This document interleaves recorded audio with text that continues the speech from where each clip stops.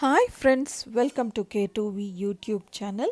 இன்னைக்கு நாம பார்க்க போற ரெசிபி கிரேவி பாம்ஸ். இந்த ரெசிபியை எப்படி பண்ணணும்னு பார்க்கறதுக்கு முன்னாடி நம்ம K2V YouTube சேனலை இன்னும் நீங்க சப்ஸ்கிரைப் பண்ணலன்னா சப்ஸ்கிரைப் பண்ணி பெல் பட்டன் பிரஸ் பண்ணி ஆல் ஆப்ஷன் சூஸ் பண்ணிக்கங்க. அப்பதான் நம்ம சேனல்ல வர எல்லா வீடியோஸ்க்கான நோட்டிஃபிகேஷனும் உங்களை வந்து சேரும். கூடவே இந்த ரெசிபியை லைக் பண்ணுங்க, ஷேர் பண்ணுங்க. இப்போது கிரேவி பாம்ஸ் எப்படி பண்ணுறதுன்னு பார்த்துடலாம். கிரேவிக்கு தேவையான பொருட்கள்: மீடியம் சைஸ் பெரிய வெங்காயம் 2, மீடியம் சைஸ் தக்காளி 2, 1 இன்ச் தேங்காய் பிட்டு ஒரு 5 பிட்டு, 10 பூண்டு, 1/2 இன்ச் இஞ்சி துண்டு 1, 1 டீஸ்பூன் சோம்பு, 1 டீஸ்பூன் சீரகம், 1 டீஸ்பூன் மிளகு, 1 டீஸ்பூன் உடைச்ச முந்திரி, 1/2 டீஸ்பூன் கசகசா, 3 கிராம்பு, 3 சின்ன சின்ன பிட் பட்டை, 3 காஞ்ச மிளகாய். இதையெல்லாம் ஒட்டா போட்டு அரைச்சி ஒரு பேஸ்ட் பண்ணிக்கலாம். இப்போது கிரேவிக்கான தாளிப்பை பார்க்கலாம்.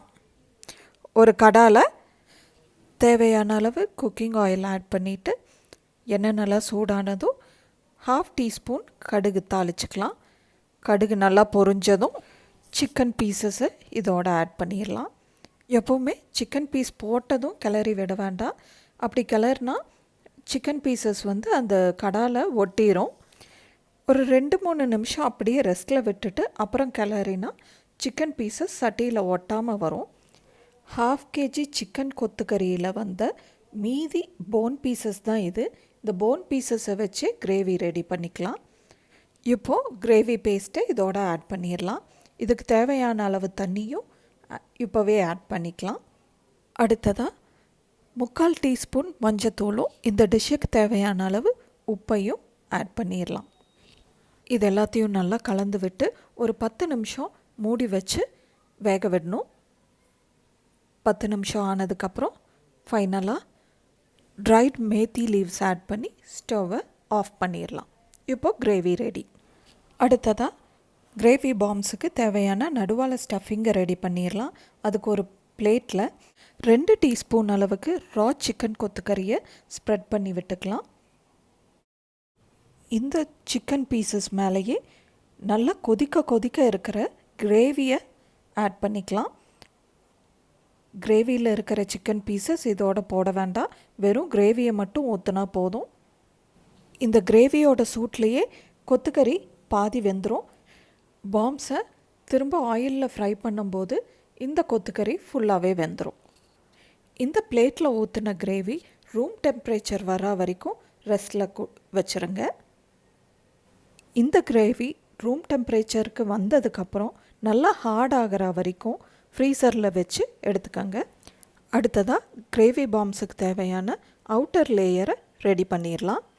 இதுக்கு 1/2 kg கொத்துக்கறியில் 2 டீஸ்பூன் அளவுக்கு சில்லி ஃப்ளேக்ஸ், தேவையான அளவு உப்பு, அடுத்ததாக 2 டேபிள் ஸ்பூன் அளவுக்கு மைதா, 1/4 கப் அளவுக்கு பிரெட் க்ரம்ஸ், இதையெல்லாம் சேர்த்து நல்லா பிணைஞ்சு விட்டுக்கலாம். இது நல்லா ஸ்மாஷ் ஆகிற மாதிரி நல்லா அழுத்தி பிணையணும். இப்போது அவுட்டர் லேயர் ரெடி ஆயிடுச்சு.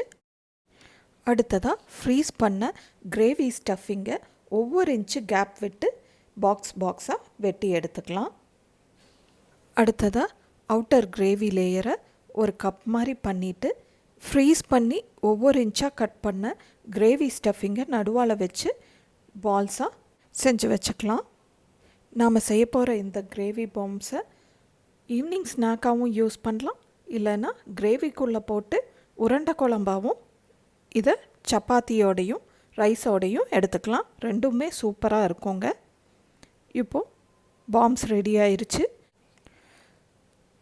கடாயில் எண்ணெய் நல்லா சூடானதும் நம்ம செஞ்சு வச்ச பாம்ஸையெல்லாம் அதில் போட்டு டீப் ஃப்ரை பண்ணி கோல்டன் ப்ரௌனாக டேர்ன் ஆனதுக்கப்புறம் எடுத்துடலாம்.